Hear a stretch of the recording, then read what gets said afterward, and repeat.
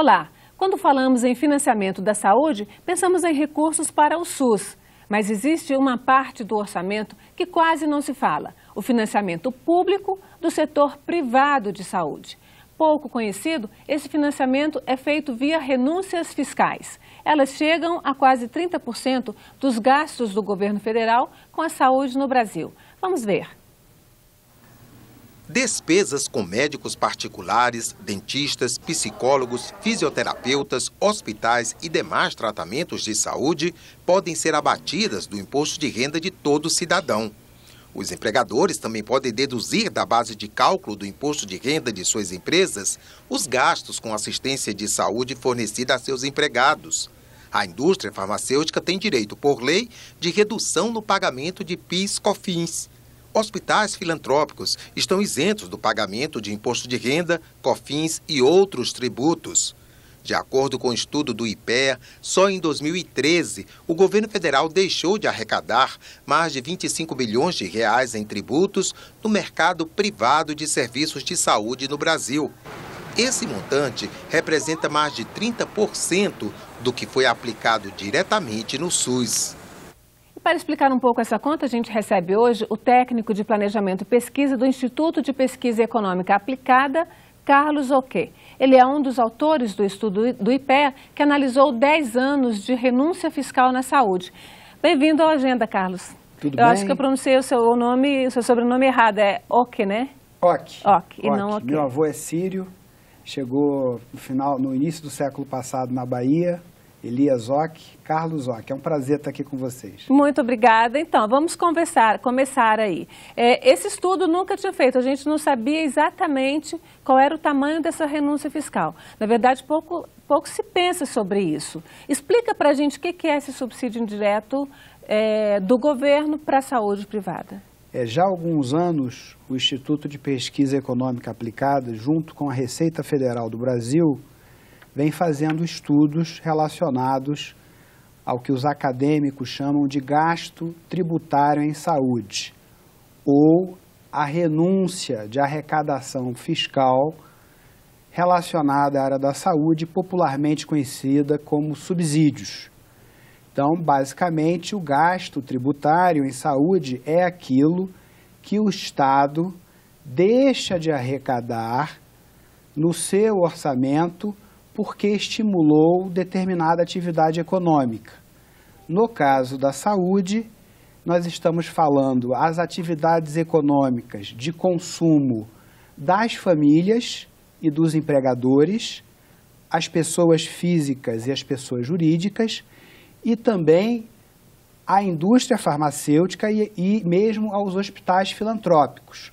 Então, é um subsídio que o governo federal ele destina, de um lado, a demanda, às famílias e aos empregadores, a pessoa física e a pessoa jurídica, e a oferta, no caso, à indústria farmacêutica e aos hospitais filantrópicos. No caso do cidadão, né?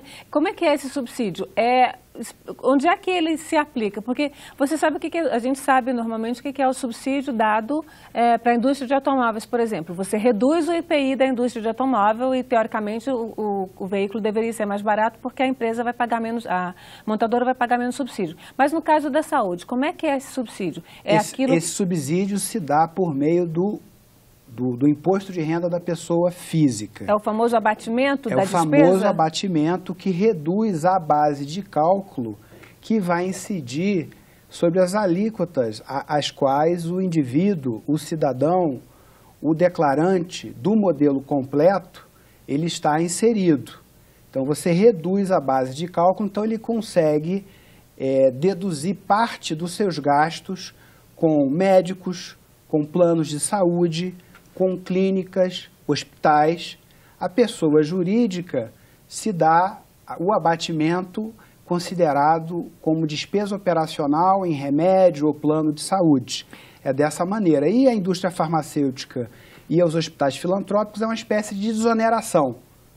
Desonera, diminui a alíquota sobre a qual a indústria farmacêutica ou os hospitais filantrópicos precisam pagar os seus tributos. Então, diminui a alíquota do COFINS, diminui a alíquota das contribuições sociais e por aí em diante. A gente, como consumidor, não pensa por esse lado, que o que eu não estou pagando quando eu faço abatimento da consulta médica no meu imposto de renda é dinheiro que o governo não está arrecadando e, portanto, não está sendo aplicado. O que é que vocês perceberam nesse estudo? É o primeiro estudo que vocês... É a primeira consolidação dos estudos. É muito isso, né? Como eu coloquei para você, Antônia, esse estudo ele já vem se desenvolvendo há alguns anos. Na verdade, esse é o terceiro estudo, né? Basicamente, o que a gente percebe? A gente percebe que o governo subsidia esses setores, né, em particular, por meio do imposto de renda da pessoa física e pessoa jurídica, sem ao menos avaliar esse montante. Esse estudo feito com a Receita Federal, ele é de 2003 a 2013. No ano de 2013, esses recursos eles alcançam o valor de 25 bilhões, que equivalia a quase 30%, um pouquinho mais, do gasto público federal em saúde. Ou seja, esse montante não é um montante residual. É muita coisa. É muita coisa, de modo que o governo precisa iluminar essa discussão, precisa torná-la mais transparente, acompanhando, inclusive, algumas experiências internacionais, seja os Estados Unidos, seja a Austrália, seja o Canadá, onde o gasto tributário em saúde, ele é não só mais transparente, como ele é avaliado. De modo que esse estudo tem por objetivo, primeiro, né, colocar para a sociedade, para as autoridades governamentais, a necessidade de discutir com mais calma o que significa isso. Esse gasto ele é equitativo? Esse subsídio está sendo dirigido para os estratos inferiores, intermediários de renda, ou ele subsidia os estratos superiores de renda? Na verdade, quem paga, quem procura um médico particular, quem de alguma forma pode pagar, no mínimo paga um plano de saúde. Que também tem o argumento de que, se essas pessoas não usarem o plano de saúde ou não forem um médico particular, elas vão sobrecarregar o SUS. Ao mesmo tempo, fazendo aqui os dois papéis, ao mesmo tempo, se o governo não desse esse subsídio, ele poderia investir esse recurso no SUS? Eu vejo dessa forma, mas também vejo de outras formas. Em primeiro lugar, não é verdade que a clientela da medicina privada não utiliza o SUS.